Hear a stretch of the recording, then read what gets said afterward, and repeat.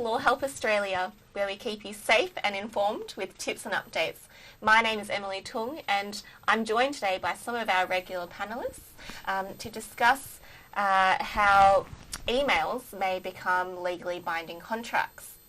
But before we get into the good stuff, I just want our panellists to tell us a little bit more about themselves. So I'm going to start off with my co-host Craig. Go for it. So I'm Craig Reynolds. I'm a law student at Trobe. I'm also an education director for the Law Students Association. My name is Dinesh Weerakkody. I studied at Deakin University and finished in 2004 and started practicing in 2007, and now I'm a director at Dlegal. You're a bit of a veteran in this maybe, area, Dinesh. Maybe. And Yvonne? Yes, I'm Yvonne. I'm special counsel for Dlegal today, and I have special interest in property and commercial law.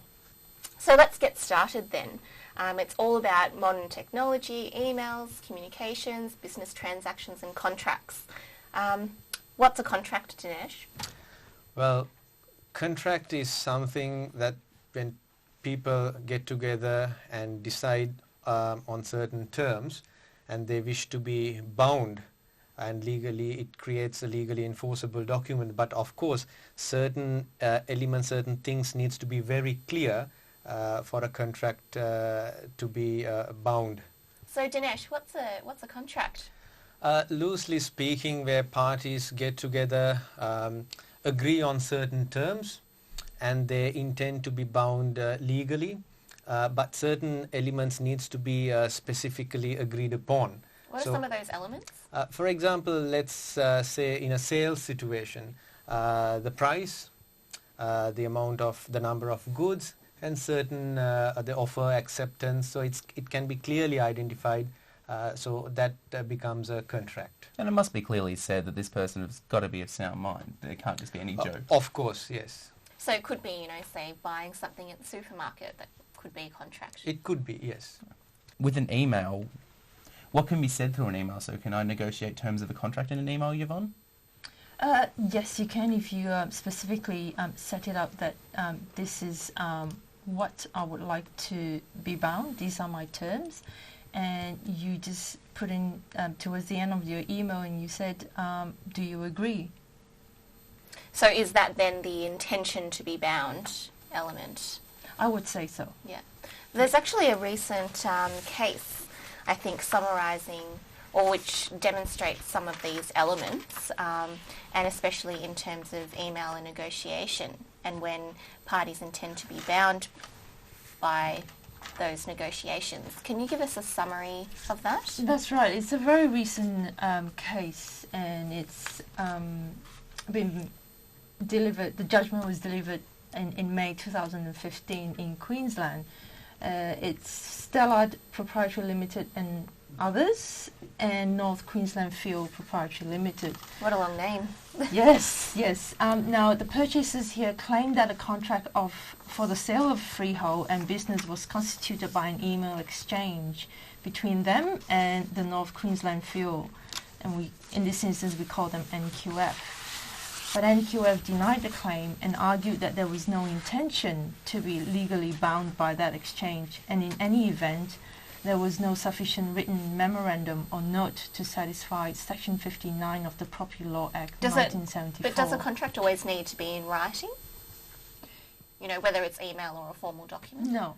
The short answer would be no, yes. I agree with Yvonne. Yeah. And interestingly, on that, the email communication, the more relevant email, I can read it to you. Yes, go ahead. That is at 4:24 on the 31st October 2014, an email was sent, and that is considered as the offer email. And it said, further to our various discussions, I can confirm our offer of 1.6 million for the business and the freehold of the above property.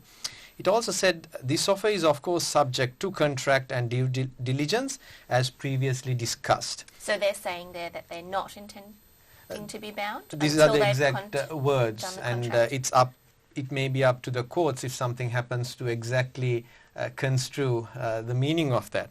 And it further says, we are hopeful of effecting an exchange of contracts next Monday but need acceptance of offer immediately. So we are in a position to instruct the appropriate consultants to carry out the necessary investigations. One important point on that email is that this specific line, I look forward to receiving your client's confirmation that our offer is accepted, as clearly both parties are now going to start incurring significant expenses. Wow. I think one of the important facts we need to take away, and the court did give significant emphasis to this line, is that in the acceptance email, which Dinesh has just detailed, they said, we accept the offer, the below offer, which we understand will be subject to the execution of the contract provided. So essentially, the party here has indicated that they wish to be bound by the terms, and they do understand the terms.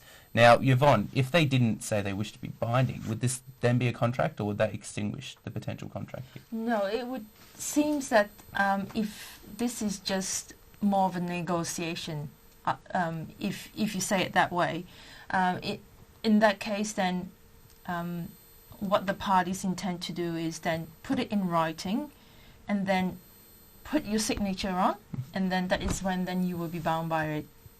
Okay, beautiful. And in the next within the next 45 minutes from that email, the vendor sent an email. It's called the acceptance email in this situation to the agent. In response, it says it was, and also it was copied to the solicitors, CC to other parties in relation to this matter. It says, we accept the below offer, which we understand will be subject to the execution of a contract provided. We look forward to progressing the matter further on Monday. And a few days later, something interesting happened, Yvonne?